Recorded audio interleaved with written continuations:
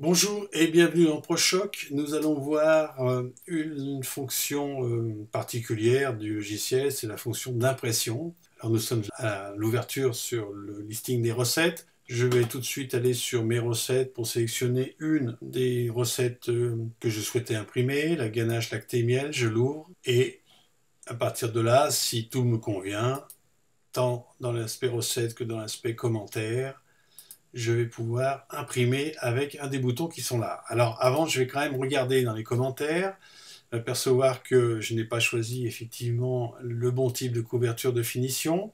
Je vais finaliser les informations, demander pour le type de couverture de finition. Je valide, je connais donc le prix.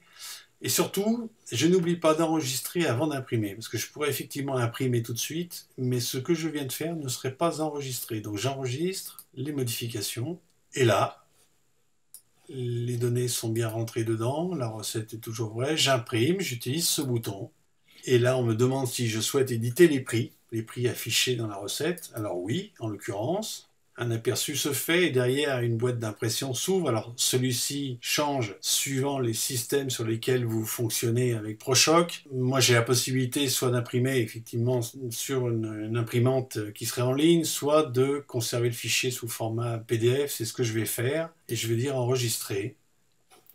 Je le remplace, très bien. Et là, l'opération d'impression est terminée. Alors, nous allons quand même faire un petit tour sur le résultat de l'impression. Je vais ouvrir le fichier que je viens d'imprimer. Je vais essayer de l'adapter, voilà, à peu près à l'écran. Et voici en gros comment se présente l'impression avec l'ensemble des ingrédients de la recette et des pesées, évidemment, les modes opératoires qui sont sur la fiche commentaire, les principales informations des facteurs influençant la texture et le goût, donc du tableau de bord, et des informations diverses. Alors, puisque j'avais rempli le type de couverture, le pourcentage de couverture de finition, j'ai même pu obtenir un certain nombre d'informations sur les prix et le coût unitaire du bonbon fini. Voilà.